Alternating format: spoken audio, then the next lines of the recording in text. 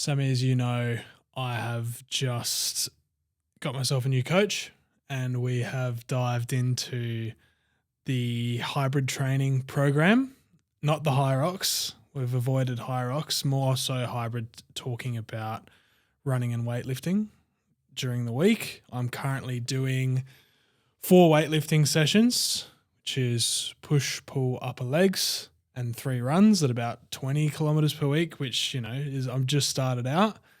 And for myself, I've obviously realized the popularity rise in this recently as to why I wanted to dip my feet into the pond just to give it a go. And I'm quickly realizing that there is not much room for error with this. So I've really thrown myself in the deep end. And I think there's also there's no other way to really do it. I think once you start doing the hybrid training, you got to be on the ball from the get-go. So I thought that it'd be good to talk about a couple of things to do with hybrid training and how to keep it sustainable. Yeah. Yeah, well said. Hybrid training's definitely picked up probably, I would say, in the past 3 years. Yeah. Maybe a bit longer, 5 years. Yeah, a bit longer. With the rise in Hyrox, I know you're not doing Hyrox, maybe in the future, No. but yeah, it's definitely on brand at the moment, and for good reason too. I think it's a great thing to do. You've got both aspects. You've got the weight training aspect where you've got, progressively overloading, you're focusing on strength training, and then you've got the cardio aspect, which is typically from running, right? Yeah, exactly. Yeah. And I think you can approach both things quite similarly with the progressive overloading, and you can progressive overload, as we've spoken about, in a bunch of different ways. So in the gym, you can correct form to get better reps. That's progressive overloading. It's not always about the weight. You can do rest times, all that different stuff. So it's the same with the running aspect of hybrid. So it can go one or two ways. It can go really well. Like you said, it can be really good for you if you do the right things outside of your training. On the other end of the stick, it can be quite detrimental depending on what your reasons are for doing it and how you go outside of it as well. So I think, I guess what I'll start to talk about is the pros and cons of it. I think the obvious pros of hybrid training are the benefits physically and definitely mentally as well, but the effect that it can have on your heart is really, really good. Lowering that resting heart rate, better heart rate variance, that's just really good for that overall delivery of oxygen, nutrients, and everything that you need to recover and progress and get better and stronger. And the same thing with training in the gym. You're stronger, you're more resilient, your body can hold more, do more, and you're more capable of things as well. So I think for me, the biggest thing that I've realized with training in the gym now that I've started the running, I've realized that you can get away slightly with not going super adherent with your nutrition, not being perfect with your sleep or your hydration. Obviously, if you aren't doing that well over time, it will catch up. But a day here or there, I think you can manage because it's just that short. And there are certain things that you can do, like people will have a pre-workout to get themselves psyched up to go for a session in the gym. But I feel like I've realized, if I have a poor sleep and I've got a day where I have to train and run or just run, you just can't physically perform at the same level as the last time. So I think that you can get exposed very quickly, and we need to really reduce everything, get back to basics, and that can make it as healthy as possible for as long as possible. Have you ever tried out a little bit of a combo before? Yeah, I mean, I like to do one run a week when I can, when the weather permits. So at the moment, it's a bit on the back burner, but one run a week, which is like a 3K. So I wouldn't call myself a hybrid athlete whatsoever. I have definitely changed my view on cardio over the years. Back in the day when I first started training, I was a bodybuilder, natural bodybuilder, and I was a big advocate for low intensity, steady state cardio. which is basically the treadmill, like an incline walk, the cycle bike, the elliptical, stairs. That's probably starting to get like a little bit burning zone. Yeah. So like, in the moderate intensity, so low to moderate. So the intensity would be enough that you could still hold a conversation with someone. Yep. But you're like a little bit out of breath. Yeah. Okay. So, and the whole purpose of that was so that you didn't put too much pressure onto your body and your joints. And the main priority was, of course, your weight training sessions and creating the deficit or the surplus via your calories. Now, I'm still a big advocate for low intensity, steady state. Yep. But I think high intensity and getting your heart rate up to those high levels when you are doing running or rowing or ski erg, assault bike, whatever it might be, is super beneficial because, you just got a notification on your watch just before that your heart rate has resting heart rate's lowered. Yeah. Fantastic. Great. Yeah. That just doesn't just have a benefit on your cardiovascular when you're running. It has a benefit to when you're lifting weights too. Yeah. Especially when you're doing big compounds like squats, deadlifts, dumbbell press. You recover quicker in between your sets, which means you can get back to, your next set. So I've definitely changed my pace on it. I definitely put in more cardio than I used to at the higher heart rate. Yep. And that's just for one, longevity, heart health, cardiovascular health, but also benefits my training as well. Yeah, great for lung capacity, like you were saying. And it's a really good point about recovery in between sets and stuff and how that can work really well with the gym. And being in the gym can really help with the running side of things as well as supporting the joints by having strong muscles and strong tendons and things like that, and getting that nutrition right so that the recovery is there. Because with hybrid training especially, fatigue can really creep up on you quicker than you realize, and sometimes you don't realize it until you're in it or until you're walking up a set of stairs. Like I did the other day, I was like, oh shit, my legs are feeling a bit heavy. So, and that's, you got to be really on top of this stuff. And I think that a benefit of it, if you look at it that way, is that it can really knock you into gear a bit. And if you do decide, if the weather becomes too hot or too poor and you stop running, maybe that puts you in a better mindset with the other things, with your sleep, your hydration, your nutrition. You're like, oh, I felt really good when I was doing both, eating well. Imagine how fucking good I feel when I do that for just one thing, and I can recover a bit easier. And even still, that low to moderate output with hybrid training is still really popular. Yeah. Like for instance, my coach has me, shout out to Riley Jordan, that he's got me doing interval training, which helps your body deal with fatigue and lactic acid and all that type of stuff, and helps it sort of cycle that through. Then you go into like a tempo run, which is a little bit higher, and then you have an easy recovery run, which is in that zone 2. Everyone knows the zone 2 state, which is a long run. I've got a 9-kilometer one this week, and it's quite easy. And I used to talk to runners all the time because I do massage and everyone runs now.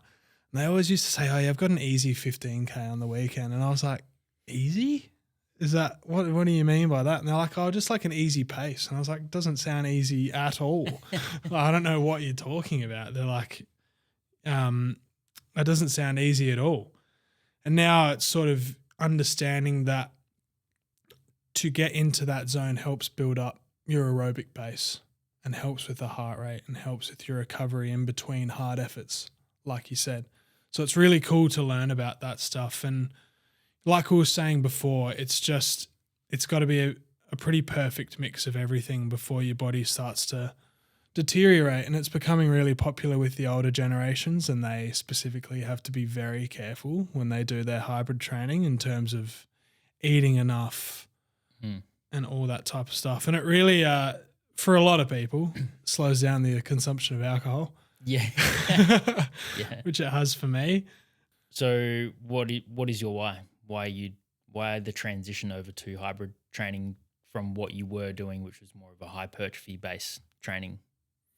Yeah, I think a big goal of mine, funnily enough, I think one of the first things I thought about was steps, like genuine honesty. I thought about steps and just a different way to do them, because over a period of time, like I've been, tracking steps relatively religiously for a couple of years now. And I feel like for me, sometimes I do need a bit of a quick hit of adrenaline or, quick result type of thing. So that was a big one, as another way to sort of get my steps in and get the calories burnt and stuff. And that's a really normal thought for most people. They want to burn as many calories as possible. But I come from a background of knowing that that's not always going to lose me fat. It's going to make me hungrier.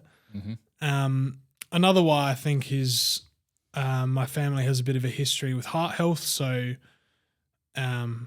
wasn't recommended by anyone, but my doctor always, wanting to get screens of stuff like that. So I was like, well, I may as well do that for the best of me. And I also play soccer. Helps with my soccer. My fitness hasn't been, or my cardiovascular health hasn't been focused on since I was, it's probably been 8 years now since I was really into it and super fit. And another one's fat loss. Like fat loss is a big one, and you got to be really careful, I think, with running and fat loss, because it can go the other way pretty quickly. Your body adapts as well in the passive side of things, but actively you get pretty hungry. Yeah, and you got to be careful not to underfuel as well, right? With hybrid training, your weight training, you're running, you're playing soccer as well. Like your expenditure is extremely high. Yeah. And if you underfuel, then sure, you're going to be in a position of fat loss, quite significantly. But if the deficit's too great, then you're going to be in a position where you're going to burn out, and injuries are going to potentially pop up as well. Exactly. Yeah, precisely. And so since I was in my cut with you and in previous cuts, I was probably a bit closer to the 2,000 calorie mark, around there, and I hiked up to 2,600 with all the running. And it's so interesting. At the time, I was really excited. I was like, wow, that's so much food, and by the time when it's time to eat, I'm ready to eat. Like I'm ready to go. So it is a lot more food, but it's still 2,600 calories is still probably a fair deficit for the amount of output I was doing, or what I am doing, and my output is only going to be going up. I booked a 10K race. It's in a couple of months, or about 12 weeks out now.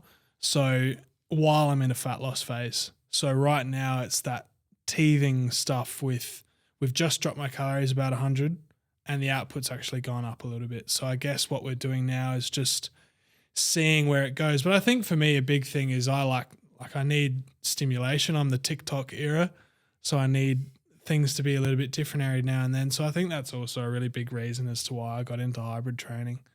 It's just and it just seems like a cool community. Like the running community seems really supportive, and it's the same as the gym, like being in the gym. There's a lot of similarities, believe it or not. But yeah.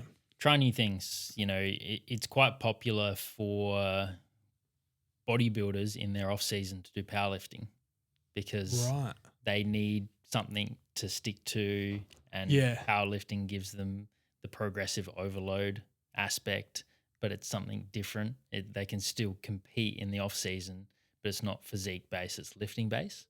Yeah, right. They still make progress, but they're just trying to get strong.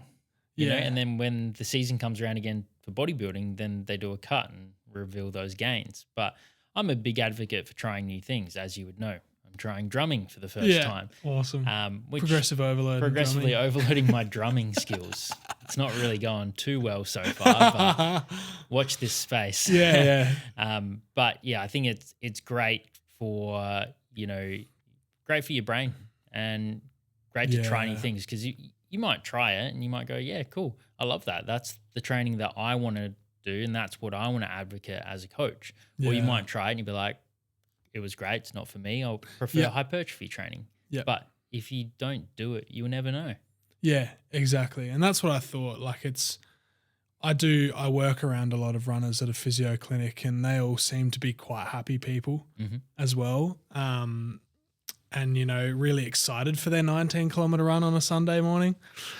So I was just, over months and months and probably years of being around these people, you're just like, there's got to be something to it. You know, it's so popular. I just need to give it a go. And we've spoken about it a lot, is imposter syndrome. Holy fucking shit. Do I have that? Or did I? It's getting a little bit better now, but the amount of learning and technique there is to running, I had no idea. There's so much technique to it, about pacing, about cadence, heart rate, breathing, all these different things. And I was just like, I've done this before. I've done this in the fucking gym.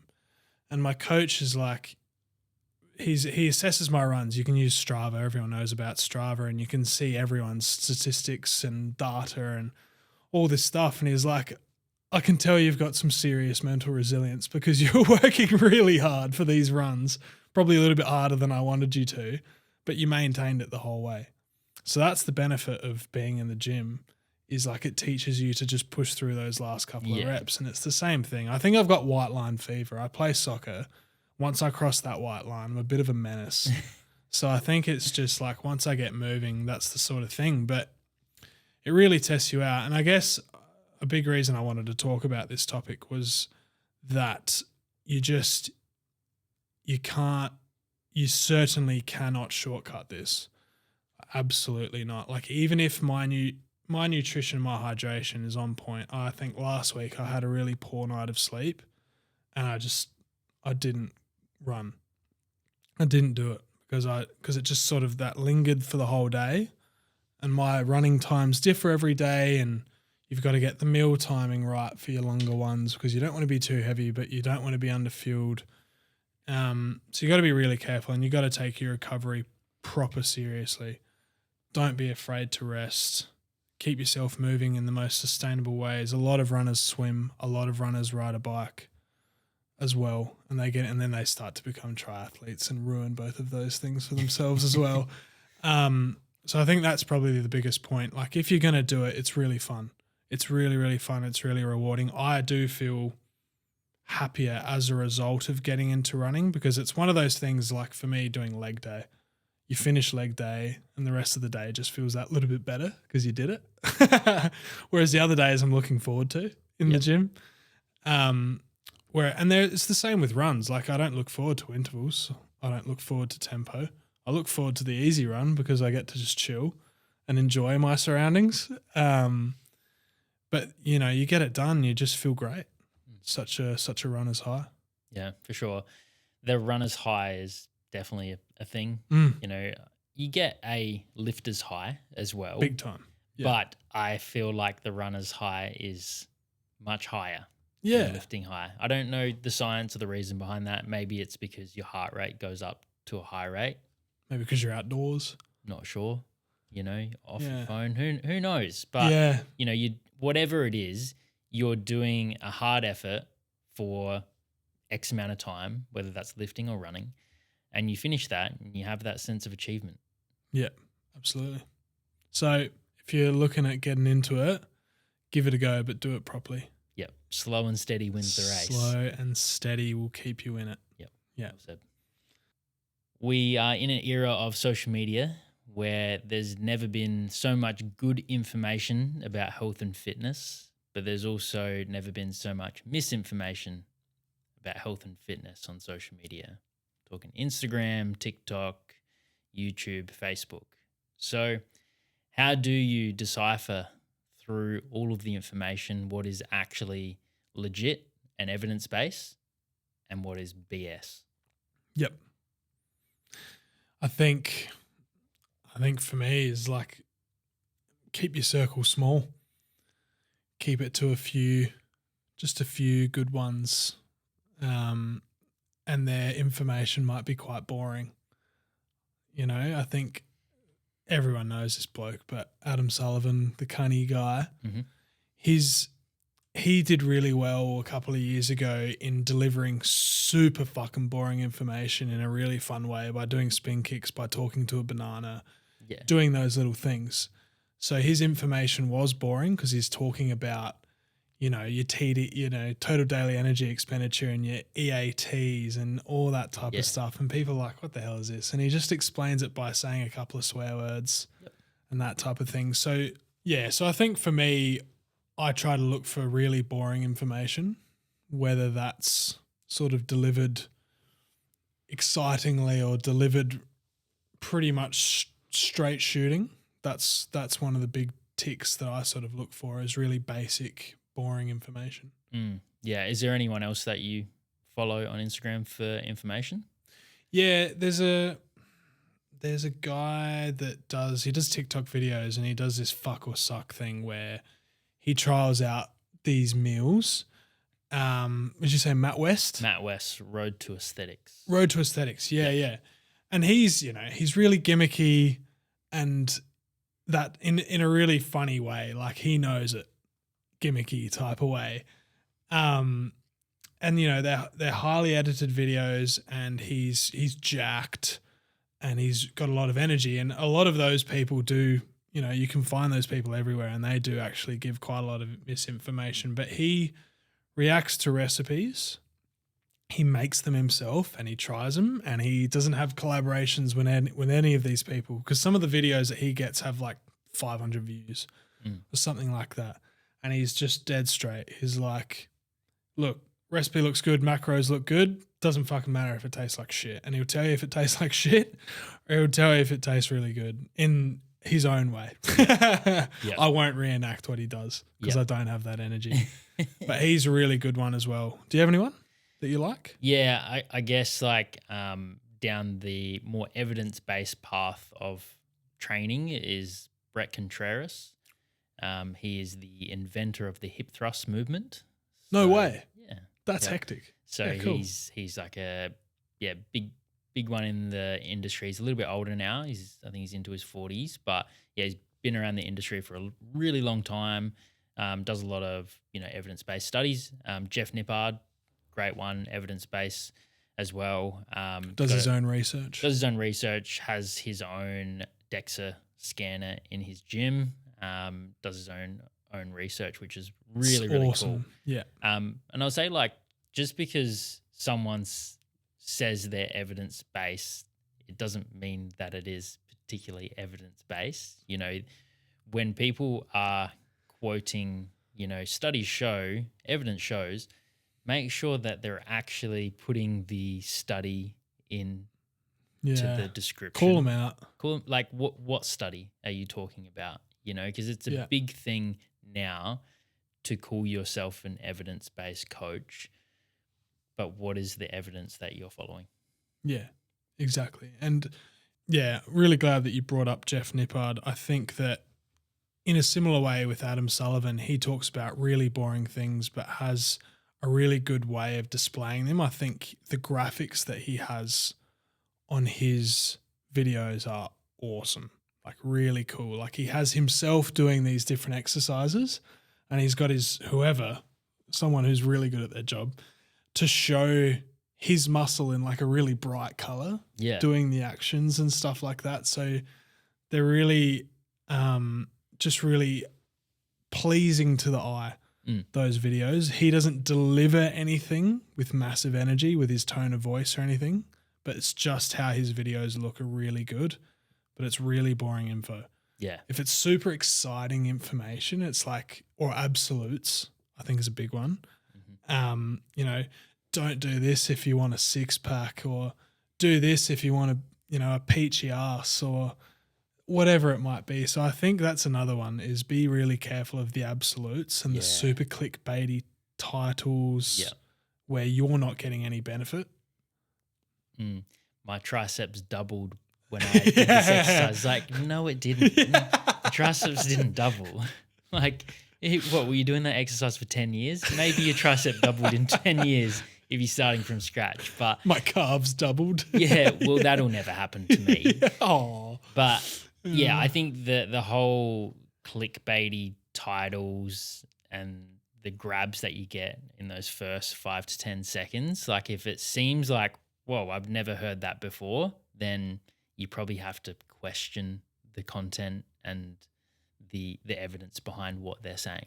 Yeah, absolutely. And it's like, yeah, you're right. If you do this Arnold press or these weird names for all these different exercises, like this is the only push day you should do. Yeah. You know, these are the 3 chest exercises that are better than all the others. Like, no, you can do so many exercises for so many different muscles. 100%. You know? And all of this is super general advice as well. You know, there's no one training program, there's no one meal plan that suits one client. Like, every approach is different. Everyone is different. So there should be no one plan that is the same. Yeah. So like you said, keeping your circle small on social media, Yep. I would go ahead and do some research, you know, go into Instagram, onto TikTok, type in some keywords. You know, if you are looking for a glute coach, then type in glute coach into the search. Or if you're looking for a hybrid coach, type in hybrid coach. And you'll start to know who are the pioneers in your industry. Yeah. Make sure you follow someone that you gel well with. Like, you don't, even if the information's good, but you're like, oh, I hate how they deliver their content, probably don't follow them. You know, follow someone that you enjoy and you like, and probably keep that within, you know, a small pool, like even 3 coaches. Yeah. Is more than enough. The more people you follow in that same niche, the more contradicting information they're going to give, because every coach is different. Yeah. Like, even a hybrid coach is going to have contradicting advice to another hybrid coach, just based off of what they prefer and what they like doing. Yeah. You still get to the same result at the end of the day, but one approach and one coach is going to be better for one person and one's going to be better for the other. Exactly. And it's picking who to follow based on how sustainable that's going to be for you, and based on, how much you're going to align with what they're saying. And I think I'm super grateful that I've had you as a coach, and now Riley is a little bit different of a coach in terms of his approach in the gym, and, you know, he's my only running coach that I've ever had. But I think that, and I'm doing my own coaching, and maybe down the line with my involvement in recovery and everything like that, maybe down the line I'll like to do something with running. His running program is going to be super different to like a podiatrist who does running programs. They might be a little bit more conservative. Yep. And it's all those different ways. Like, if it doesn't work, then change it. And, you know, I'm going to be my own coach. I've learned a lot from you, and I'm sure I'm going to learn a lot from my new coach, and I'm going to do my own study, and my clients are going to be people who align with what I do. And if they don't, then there's another coach out there. I'm certain of it. I'd say probably one final thing to look out for is if these people are qualified in anything, or if they're just qualified in massive gains, you know what I mean? Or if they have certificates and they've sat down and they've done the work. And even any further education, I think would be nice to know if who you're listening to has some actual time spent sitting on their bum researching stuff properly. Guys, you don't need to be a qualified personal trainer to become an online coach. Or an influencer. I know that might shock you, but it's true. And it's completely backwards how the industry should be. Mm-hmm. There needs to be way more regulations than what it is. Yeah. Because if you're on social media and you're a really good marketer and you're really good at creating content, and you have no credentials in nutrition or personal training, you could be doing better financially and client base wise than a qualified personal trainer. 100%. And I think, nutrition's a really dangerous, really slippery slope with online, probably more so than training in the gym. Yep. I think there's this group of lads, I can't remember the name of them, but they're all shredded to the max. They're all on, whatever that thing is that makes your skin a bit more tan. Milano tan. Yeah, that type of stuff. Could be the Bali Boys. I don't know what their name is. I have no idea. Or the Slim Bros. The Slim Bros. Not aware of it. Yeah, it's all good. People like that you need to be careful of. They're all in great shape. They work really hard. But, man, some of the meals they put up that they eat, are nuts. Yeah. Are nuts. And they're giving nutrition advice that is just crazy. Yeah. Like it's all packaged food. Yeah. So careful of that as well as packaged food. You don't have to buy everything organic because it's super expensive. But if they're telling you to eat like, you know, packaged rice every day or tinned freaking whatever, it's because they might be on something else to help them out. Anyway, I digress. Until I started training with you 2 years ago, I was in what I want to call today the comfort trap. I was in it, well in it, where I certainly in now retrospect did not know how far I could push myself, how capable I was as a human outside of the gym and a human inside the gym. So what I'm trying to say is meeting you saved my life. No. Yeah. So I got really comfortable with what I was doing, what I was eating, not pushing myself in life, not pushing myself in the gym and barely even going. Like if I went to the gym, that was a win. And, you know, that's how you can start out. And if you're okay with that, but if you're someone like me who was at that time of being super comfortable, looking for results, looking to be in better shape, looking to achieve more in my day-to-day and yearly life, then I think that finding a way out of that by, like, for instance, for me, getting a personal trainer, because what you can do in the gym, I know this sounds really cliche and a little bit cringe. What you can do inside the gym can 100% translate to what you can do outside of the gym. And I know you can speak on that. Yeah. Yeah. Definitely. Yeah. I'm a big advocate for this mindset. Yeah. I think a lot of people have this mindset of they want an easy life. They want, you know, to have all the money, have the house, have the wife or the husband and the dog and the kids and just kick back and relax. But it's not how we are as humans. No. We need challenges and we need struggle in our life because that challenges us and puts us in a position of growth. You know, I'm a big believer of the more hard things you can do in life, the easier your life will get. Or the easier it will feel. For sure. Yeah. Yeah, exactly. So that's why I weight train. That's why I come to the gym and I train because it's really hard. It's not easy. Yeah. But it's a challenge for me and it makes everything in my life seem easier. Yeah. You know, you're faced with a challenge at work or you're faced with a challenge at home. It feels so much easier because you've already done the hardest thing in your day, which is go to the gym and lift really heavy weights for an hour. You can digest, you can think better.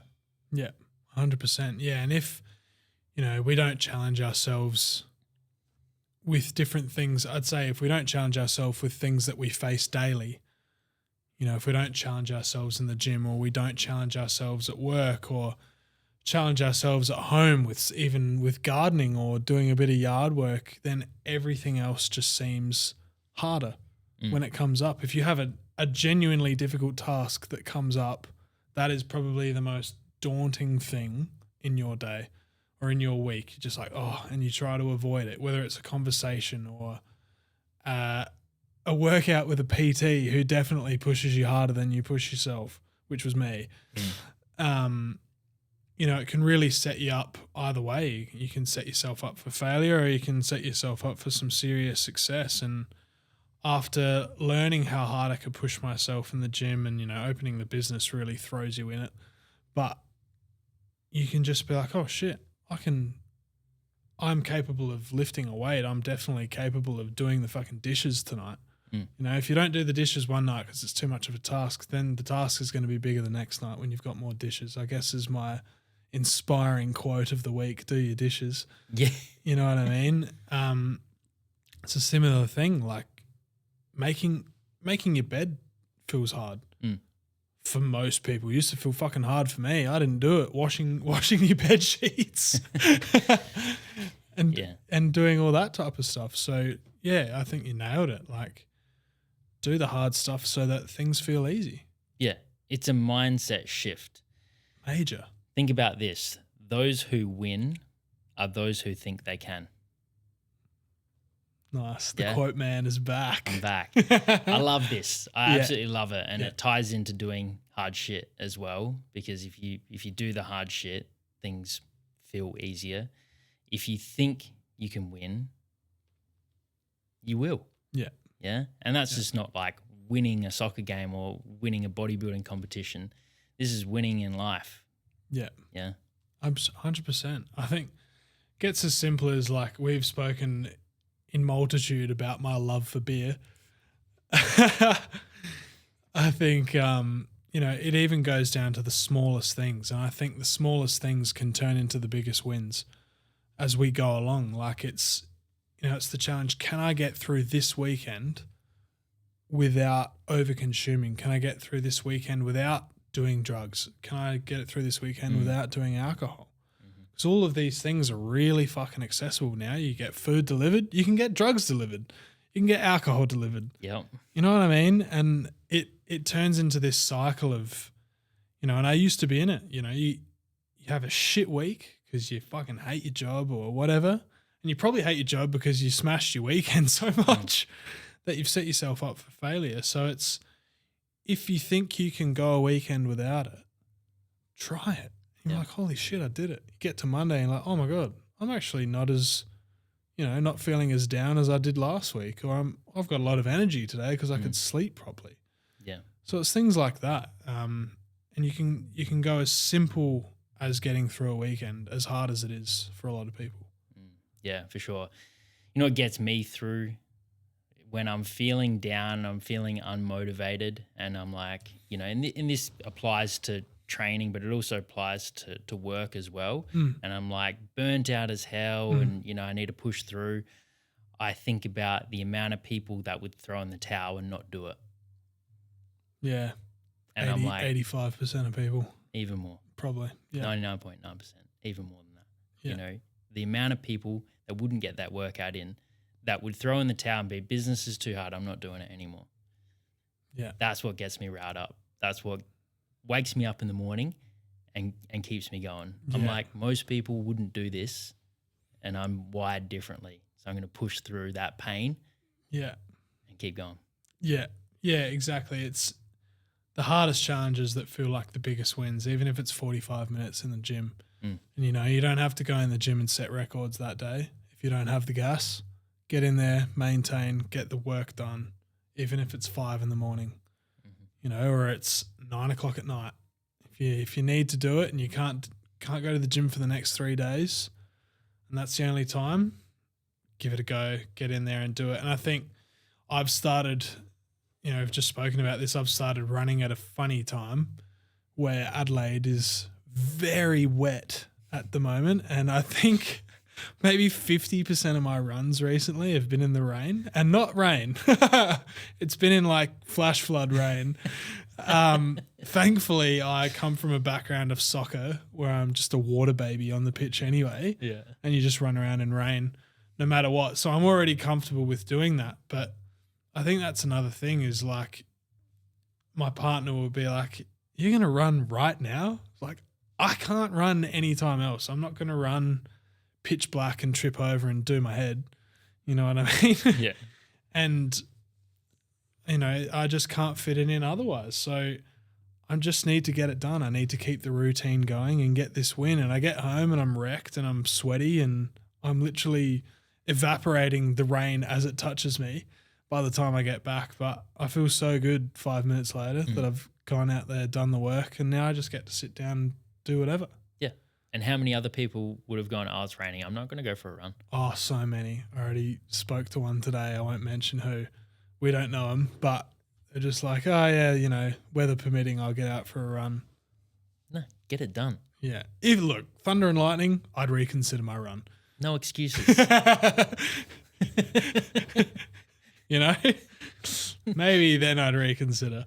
No, get it out done. there. Yeah. Yeah, if there's a bushfire, just get it done. Nothing will get you more riled up than the possibility of getting it struck by lightning. Might set some records with a bit of electricity in the system. Exactly. Yeah, really get you over the finish line. Put that in your Strava notes. Yeah, struck by lightning. Oh, shit. Yeah, so I think just really, again, it's like that. It's uncomfortable, and doing that extra work and getting up at 4:30 in the morning for fucking whoever has to get up at that time. I don't care how long they've been doing it. It's uncomfortable. It just is. It's not a normal time to wake up. 6, I used to start work at 8 o'clock in the morning, and I was just like, God, fuck this, I used to do that. And now it's like, there are some mornings now where I'll start at 5:30 or I'll start at 6 o'clock in the morning, and now 8 feels like a breeze. But I'd say for some people, 6 feels like a fucking breeze. Probably you, or Dude, 6 is like a sleep in. that's awesome. Yeah. Huge sleep in. I can't even sleep into 6, to be honest. Yeah. Yeah. And it's just all of that perspective and adapting to a different, if you wake up early, you're probably going to go to sleep earlier. Yeah. And that's a big thing as well. Like, it's just finding ways to be comfortable in those uncomfortable moments. And maybe the comfort comes from what you're about to feel after you get it done. It doesn't have to be your active switch of mindset. Be uncomfortable during the run, be uncomfortable during the workout. That's fine. Every legs I do, I'm uncomfortable. I don't want to do it. But I know what I'm going to feel when I get it done, and it's the best feeling ever. Like, and I know what I'm going to feel if I skip a fucking week of legs is the next time I do it, it's going to hurt. It's going to hurt, and I'm going to go down in weight, and I'm just going to be a crybaby. So finding ways to be comfortable. Well said. Thanks for joining us for episode 29, guys. We hope you enjoyed this one, and we hope to see you on the next episode. Peace.